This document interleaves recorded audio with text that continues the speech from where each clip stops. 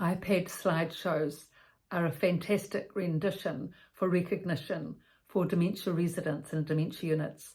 If you've made up the slideshow and you're a regular visitor and you're able to go through the slideshow with your parent often, that's fantastic, especially if you've been involved in the memories that are in the slideshow. So for example, it's always good to have memories that are outstanding, like birthdays, weddings, graduation ceremonies, awards. Standout memories are much more likely to be remembered than just mundane day-to-day memories. So if you, for example, have done this iPad slideshow, the first picture is best to have of the photo of the person. Have the photo of the person as the first picture and their birth date so that they recognise that, that's me, and then maybe a photo of the family after that, and then go through childhood, adolescence, adulthood, and all the stages of life through that systematically. And then if there's order in the presentation, then there will be order for the person being able to follow through that in their life series. Underneath each photo, it's good just to have one photo per screenshot, one big lovely photo rather than a whole bunch of small photos.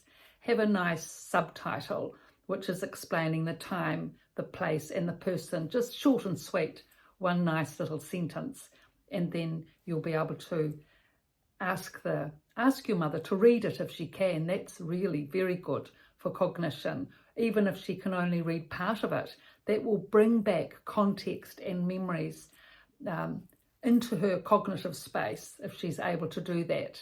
Otherwise, read it to her slowly so she can follow. And it's really better just to do 2 or 3 slides at once, not a whole lot. Don't rush through it. 2 or 3 slides of one stage, of one stage of their life.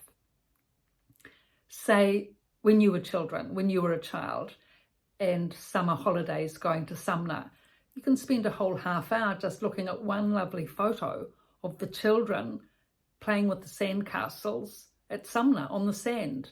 And everyone else is on the beach having a picnic lunch, and you can point them all out, who they are, who's doing what, and just letting all those flood of lovely, warm, happy memories flood in so that mum can, oh yes dear, they were happy days and we enjoyed the sea, and she'll quietly start to have those memories and say 1 or 2 things. So it's nice to let her take her time, absorb it, recognise it. It takes a while for the memories to come back. And you just keep, flowing the conversation along with things that you remember, and often things will come to you too that you hadn't quite remembered lately or recognised were happening at the time that you can see in the photos. So in this way, it's an enjoyable time for all. It's an enjoyable time for the dementia resident, for the visitor. It's very good for emotions. It brings in the endorphins and happiness. It settles depression and anxiety and does a lot of things that other things can't always do in a dementia unit. Memory books cover a vast range of things in the form of an iPad show, or also these memory books can take not just the form of an iPad show, but also a memory wall in the bedroom. Fantastic. These same shots that you've got in your iPad show, which may also be in a memory book, you can make a big wall, memory wall in the bedroom with these same shots from childhood going through adolescence, getting married, adult life, the children, the grandchildren, being a volunteer. You can just section them all off on the wall and have a whole big beautiful wall of memories for your mother, if your mother likes that sort of thing, that is. I've actually had a friend who did this for her mother, a whole wall of these photos and captions. It was the most remarkable thing. That woman absolutely loved it.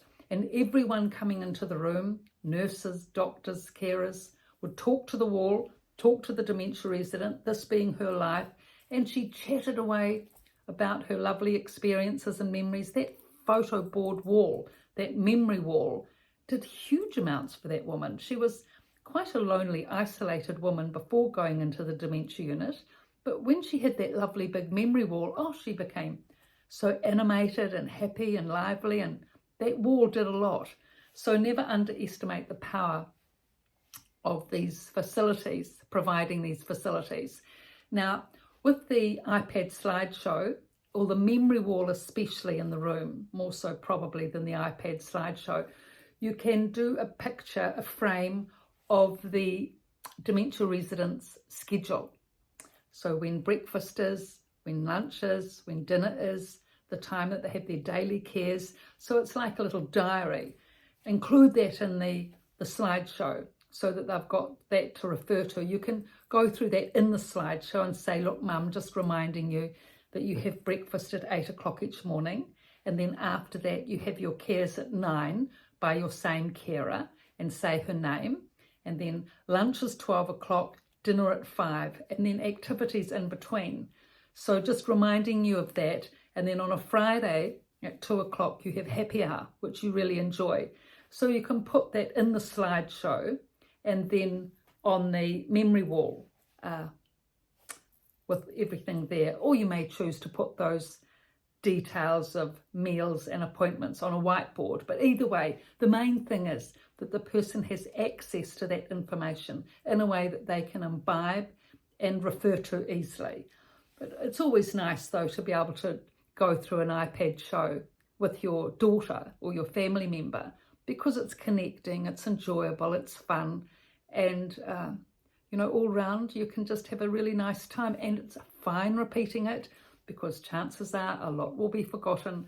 So when repeating it, just bring up a whole new perspective each time, a whole new chapter each time of the book. So it takes, 5 sessions to get through each 5 chapters of your life.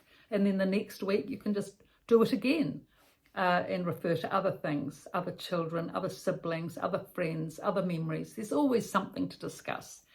And for dementia residents, the slower, the better. Short and sweet. But they do like depth and detail. They do like it. If you have that one little shot of, say, Christmas Day and everyone in it, they love being able to just speak about everything that happened on Christmas Day. The Christmas tree, the presents, the lovely food, your favourite food, how everyone loved pavlova with kiwi fruit on it, cream and strawberries. Who can forget that? You can spend a whole session just talking about the food you had on Christmas Day. It's a good conversation. So it's good to just pick out one thing and then go into it in detail. And that really gets the cognition going. Depth and detail is much better on one thing. Depth and detail on one thing is hugely better than just a whole lot of information thrown at them. That will just be confusing and disorientating. So the memory wall for the bedroom and the iPad slideshow, they're both fantastic. So if that can be up and running for your parent, then that will be a great help for her orientation in a dementia unit. So I've written 2 books on all these topics, The Resident's Voice and The Resident's Rise, both from a dementia unit, both on Amazon and both under the description below my website. Thank you very much for your subscriptions and your comments. And please subscribe if you're interested in viewing this channel. Thank you.